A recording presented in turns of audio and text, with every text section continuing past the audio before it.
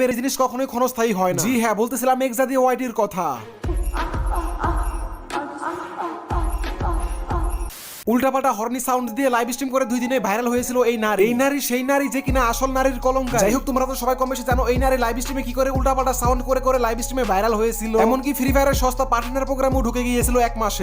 But তোমরা যদি এখন লক্ষ্য করো তাহলে দেখতে পাবা যে এক্সাদি ওয়াইটির কোনো অস্তিত্বই নাই এখন। তাহলে তখন সেই হর্নি সাউন্ড গুলো দিয়ে এখন কি লাভ হলো? তার মাঝখান থেকে লাভ হয়েছে শুধুমাত্র 2 পার্টি। প্রথম লাভ হয়েছে শুধুমাত্র রোস্টারদের, যে সকল রোস্টাররা কুত্তার মতো জিব্বাটা বাইর করে এক্সাদি গেমারের দিকে তাকিয়ে থাকতো কখন একটা কন্টেন্ট জুটবে তাদের। আর হ্যাঁ, আমি একদমই মিথ্যা বলবো না, আমিও কিছু কন্টেন্ট বানাইছি, সো আমারও লাভ হয়েছে। আর দ্বিতীয়ত লাভ হয়েছে অডিয়েন্সের, যারা কিনা এই সকল ভিডিও দেখে মজা পাইছে শুধুমাত্র। বাট তোমরা কি একটু ভাবে দেখছো এক্সাদি ওয়াইটির আসলে কি লাভ হলো? তাইলে মাঝখান থেকে তার কোনো লাভই হয় নাই, সবই হয়েছে লস। না ইনকাম করতে পারছে টাকা, না ইনকাম করতে পারছে কিছু সম্মান। জাস্ট এক কথা বলতে গেলে মেয়েদের সবথেকে বড় সম্পদ হচ্ছে তার সম্মান, আর এই মানুষটা তার সম্মানটাই হারাইছে। মেয়েদেরকে নিয়ে কথা বলতে গেলে একদল বকচুদ কমেন্টে এসে বলে যে মেয়েরা হচ্ছে মায়ের জাতি, তাদেরকে নিয়ে কেন খারাপ কথা বলি? মেয়ে নারী জাতি আর নারী জাতি মানেই হচ্ছে আমার মায়ের জাতি, সো অবশ্যই আমি আমার মাকে সম্মান করি। বাট এক্সাদি ওয়াইটি, জানাত গেমিং ইত্যাদি ইত্যাদি এরা হচ্ছে নারী জাতি নামক খানকি মাগি। সো এই সকল মেয়েদেরকে মায়ের জাতি হিসেবে পরিচয় দিয়ে ভুল না করি, কারণ এরা তো আসলেই আর কিছু।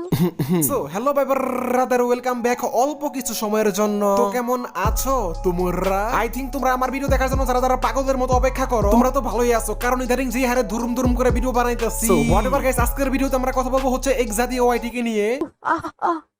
আরো কিছু অনেক কিছুই হতে পারে, সেটা তো ভিডিও সম্পূর্ণ দেখলে বুঝতেই পারবা। তো চলো ছোট্ট একটা বিজ্ঞাপন দিয়ে আজকের ভিডিও শুরু করা যাক। তোমরা ইচ্ছা করলে বিজ্ঞাপনটি স্কিপও করতে পারো।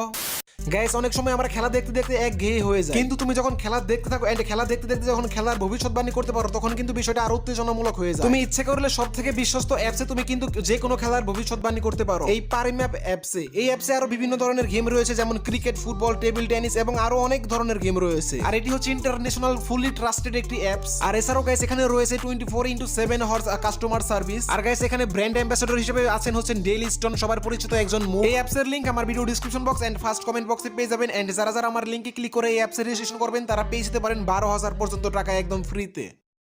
শোনো ভাই, তুমি আমি যত কথা বলি না কেন, ফ্রি ফায়ার গেমটা এমনিতেও নষ্ট হয়ে যাচ্ছে, অমনিতেও নষ্ট হয়ে যাচ্ছে। বাট সমস্যাটা হচ্ছে ফ্রি ফায়ার গেম খেলি আর না খেলি, ফ্রি ফায়ার গেমটা আসলে বুকের ভিতরে একটা আবেগের জায়গা নিয়ে এসেছে। গেমটাকে ভালোবাসি বলে গেমটাকে নিয়ে আজকে এত অভিযোগ করতেছি। কারণ তুমি যদি কাউকে ভালোবাসো, একমাত্র তাকে নিয়ে তোমার অভিযোগ থাকবে, আর যাকে তুমি ভালোবাসো না তাকে গণায়ও ধরবা না। সো বলতে পারো এই গেমের ভিতরে আসলে অনেক স্মৃতি, অনেক কিছু জড়িয়ে আছে, যার কারণে গেমটাকে অনেক ভালোবাসি। আমি ফ্রি ফায়ার গেমিং কমিউনিটির একজন ইউটিউবার, এটা বড় কথা না। বড় কথা হচ্ছে আমি একজন ফ্রি ফায়ার প্লেয়ার। দিন শেষে আমিও একটু সময় পেলেই ফ্রি ফায়ার গেম খেলি। আমিও কিন্তু সেই তোমাদের মতো ফ্রি ফায়ার গেমের ভিতরে একটা গ্লোয়াল নিয়ে বন্ধুদের সাথে মারামারি করি। সো সবটা মিলিয়ে বলতে পারো এখন বর্তমানে বন্ধুদের সাথে আড্ডা দেওয়া থেকে শুরু করে সবকিছুতে এখন ফ্রি ফায়ার গেমটা হচ্ছে একটা ভালোবাসার মাধ্যম হয়ে দাঁড়িয়েছে। বাট দিন দিন এমন একটা অবস্থা যে বর্তমানে ফ্রি ফায়ার গেম তেমন ভালোই লাগে না। আগের দিনগুলো এমন ছিল যে ইলাইট পাসে কোন ড্রেস আসছে এই ড্রেসটা দেখার জন্য কত মাতামাতি করতো, আর এখন বর্তমানে ইলাইট পাসের ড্রেসের যে অবস্থা ভাই রে ভাই। যাই হোক, এগুলো নিয়ে কথা না বলি, কারণ এগুলো নিয়ে কথা বললে তো আবার স্ট্রাইক খেতে হবে। মানে ভাবা যায় গ্যারেনা ফ্রি ফায়ার এত বড় একটা কোম্পানি, সে আমার মতো একটা ছোট একটা ইউটিউবারকে ভয় পেয়ে আমাকে স্ট্রাইক দিয়ে থামিয়ে দেয়। তাইলে একবার বুঝো তোমরা যারা আমাদের অডিয়েন্স আছো, তোমাদের কত ক্ষমতা।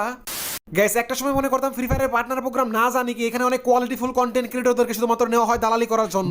বাট বিশ্বাস করবাই, যেদিন এক্সাদি ওয়াইটি পার্টনার প্রোগ্রামে ঢুকেছে, সেদিন আমার পার্টনার প্রোগ্রামের উপর থেকে বিশ্বাসটাই চলে গেছে। মানে বর্তমানে ফ্রি ফায়ারের পার্টনার প্রোগ্রামের এমন একটা অবস্থা, কালকে যদি আমাদের বাংলাদেশের জনপ্রিয় বুকাসুতা চৌধুরী হিরো আলম যদি ফ্রি ফায়ার নিয়ে একটা গান গায়, তাকেই পার্টনার প্রোগ্রামে নিয়ে নিবে। যাই হোক, কথা বলতেছিলাম বাংলাদেশের একমাত্র হর্নি লাইভ স্ট্রিমার এক্সাদি ওয়াইটি কে নিয়ে।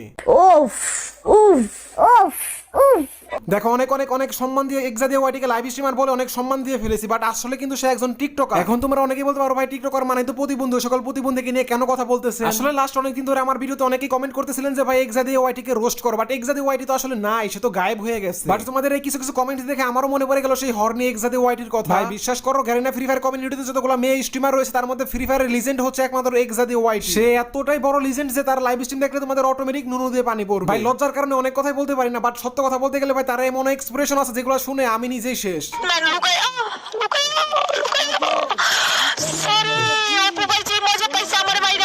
যাই হোক, এই হচ্ছে তার লাইভ স্ট্রিমের একটা সাউন্ডের এক্সপ্রেশন। ভাই বিশ্বাস করো, উইদাউট টাচ তোমাদের ময়না পাখিকে দাঁড়া করানোর জন্য তার এক্সপ্রেশন, তার সাউন্ডই যথেষ্ট। তার সাউন্ড শুনে শুনে কাজ করার জন্য হলেও তাকে আমি অনেক মিস করতেছি। সো প্লিজ কাম ব্যাক এক্সাদিয়া, প্লিজ তুমি ব্যাক করো ফ্রি ফায়ার কমিউনিটিতে, আমরা মিস করতেছি। হাজারো হাজারো ছেলের মনের মাঝখানে তোমার সেই সাউন্ডগুলো এখনো বাজে।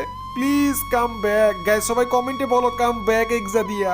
তো গাইস, তোমরা যখন কমেন্ট করতেছিলা যে এক্সাদি ওয়াইটিকে নিয়ে একটা ভিডিও বানাইতে, তখন আমি এক্সাদি ওয়াইটিকে খুঁজতে লাগলাম তার ফেসবুক পেজে। বাট আমি তার ফেসবুক পেজে গিয়ে দেখি সে তার ফেসবুক পেজে নাই। তো আমি তাকে তার ফেসবুক পেজে না দেখে আমি তো পুরো চিন্তায় পড়ে গেছি, কিরে মায়াডার মুখটা দিয়া। তো গাইস তোমরা যখন কমেন্ট করতেছিলা যে এক্সাদে ওয়াইটিকে নিয়ে একটা ভিডিও বানাইতে, তখন আমি এক্সাদে ওয়াইটিকে খুঁজতে লাগলাম তার ফেসবুক পেজে, বাট আমি তার ফেসবুক পেজে গিয়ে দেখি সে তার ফেসবুক পেজে নাই। তো আমি তাকে তার ফেসবুক পেজে না দেখে আমি তো পুরো চিন্তায় পড়ে গেছি, কিরে মায়াডার কি হইলো। আমি তো গাইস চিন্তায় পড়ে গেছি, হঠাৎ করে এক্সাদে ওয়াইটি কেমনে গায়েব হয়ে গেল, কোথায় গেল, তাকে কোথায় গেলে খুঁজে পাবো। পরে জানতে পারলাম তার নাকি কি ফাইটে একদম রক্ত রক্ত বের হয়ে গেছে গাইস, জন্য সে এখন ফেসবুকে স্ট্রিম করে না। এখন আমি খুব ভালো করে জানি তোমরা অনেকে আছো যারা আমাকে বিশ্বাস করবে না। বিশ্বাস না হলে এক্সাদে ওয়াইটির মুখেই শোনো তার কি ফাইটে একদম রক্ত রক্ত বের হয়ে গেছে। অনেক জোরে দিছে, এমন জোরে দিছে মানে কি বলবো ভাই, রক্ত শুদ্ধ বাইরে হয়ে গেছে এরকম দিছে, এমন জোরে দিছে মানে কি বলবো ভাই, রক্ত শুদ্ধ বাইরে হয়ে গেছে এরকম। কি এখন তো বিশ্বাস হইছে? সো যারা যারা এটা আগে থেকে জানতা না যে এক্সাদে ওয়াইটি কেন স্ট্রিমিং ছেড়ে দিচ্ছে, তারা তো এখন জেনে গেল। এখন তোমাদের কাজ হচ্ছে ভিডিওতে লাইক মারা আর চ্যানেলে নতুন হলে চ্যানেলে সাবস্ক্রাইব মারা। বাট রাসেল ভাই বিশ্বাস করো, এক্সাদে ওয়াইটিকে যখন আমি কোথাও খুঁজে পাচ্ছিলাম না, তখন তাকে ঠিক সেই আমি টিকটকেই পেয়ে যাই। মানে যে যেটার যোগ্য সে তো সেখানেই যাবে। আর তোমরা তো জানোই টিকটক মানেই হচ্ছে প্রতিবন্ধী, আর এক্সাদে ওয়াইটি টিকটকে গিয়েও সেই প্রতিবন্ধী মার্কা কাজকর্মই করতেছিল। যেমন এই যে ধরো স্কুল কলেজ ড্রেস পরে সবাই যায় স্কুল কলেজ, আর স্কুল ড্রেস পরে এই প্রতিবন্ধী বানাইতেছে টিকটক। এরপরও যে গভর্নমেন্ট গাঞ্জা খেয়ে কেন টিকটক ব্যান করতেছে না, আমি এটাই বুঝলাম না ভাই। ফ্রি ফায়ার পাবজি ব্যান করার পাশাপাশি টিকটকটা সবার আগে ব্যান করা উচিত ছিল। কথা কিন্তু সত্য। গাইস এখন কথা বলা যাক একটা কষ্টের টপিক। ইদানিং তোমরা অনেকেই জানো যে ফ্রি ফায়ার থেকে আমি একটা স্ট্রাইক খেয়েছি, যার কারণে আমার চ্যানেলে ভিউজ অনেক কম আসতেছে। এরপর আবার কিছু অসাধু মানুষ যারা কিনা আমার নামে ফেসবুকে ভুয়া পেজ খুলে আমার ভিডিওগুলো আপলোড করে করে লাখ লাখ ভিউজ কামিয়ে নিচ্ছে, আর আমি ভিউজই পাচ্ছি না। এদের থেকে প্লিজ দয়া করে সতর্ক থাকবেন। মনে রাখবেন আমি আমার কোনো ভিডিওই ফেসবুকে আপলোড করি না। আমি আমার এই ভিডিওগুলো একমাত্র আমি আমার ইউটিউবে আপলোড করি, এন্ড আমি আমার ফেসবুক পেজেও আপলোড করি না আমি আমার এই ভিডিওগুলো। সুতরাং আমার যে কোনো ভিডিও তোমরা যদি কখনো ফেসবুকে পেয়ে থাকো তাকে অবশ্যই রিপোর্ট করে দিবা। এন্ড মনে রাখবা ওটা কিন্তু আমার পেজ না, আমি আমার কোনো ভিডিও আমি পেজে ছাড়ি না। আর হ্যাঁ আরেকটি কথা, আমি আমার রোস্টিং ভিডিওর ব্যাকগ্রাউন্ডে যে সকল মিউজিক ইউজ করি এগুলো প্রত্যেকটাই হচ্ছে ফ্রি মিউজিক। সুতরাং এগুলো আমার বাপের সম্পত্তি না, সো এগুলো যেই কেউ ইউজ করতেই পারে। বাট এত কষ্ট করে আমি খুঁজা খুঁজা মিউজিকগুলো চয়েস করে যখনই ব্যাকগ্রাউন্ডে ইউজ করি, তারপরে দিনই কেন তোদের এই মিউজিকগুলো ইউজ করতে হবে ভাই। সেদিন কিছু বাচ্চা পোলাপানের ভিডিও দেখলাম, তারা আমার থালে ভাত খায় আমারই কই অবস্থা ভাই। নিজের ভিডিওতে নিজে কিছু ক্রিয়েটিভিটি খাটা, নিজের কিছু ইউনিক করার চেষ্টা কর, দেখ মানুষ একাই পছন্দ করবে তোদেরকে। আর আমার কথা শুনে যাদের গোয়া জ্বলে তাদেরকে বলতে চাই ভাই, আমি গোয়া জ্বলানোর মতো করে এই কথাগুলো বলি। সো বাপের আগে বাল ফালাইতে যাও না, বাপের আগে বাল ফালাইতে অনেকেই গেছে, তাদের অবস্থা কি হয়েছে দেখে আইসো। কন্টেন্টের অভাবে কিংবা আমার অ্যাটেনশন পাওয়ার জন্য এগুলা করে কোনো বাল দেওয়া হইব না। নিজের পুটকিতে নিজে আঙ্গুল দিয়ে কতক্ষণ খুঁচা, ভালো কিছু হইব।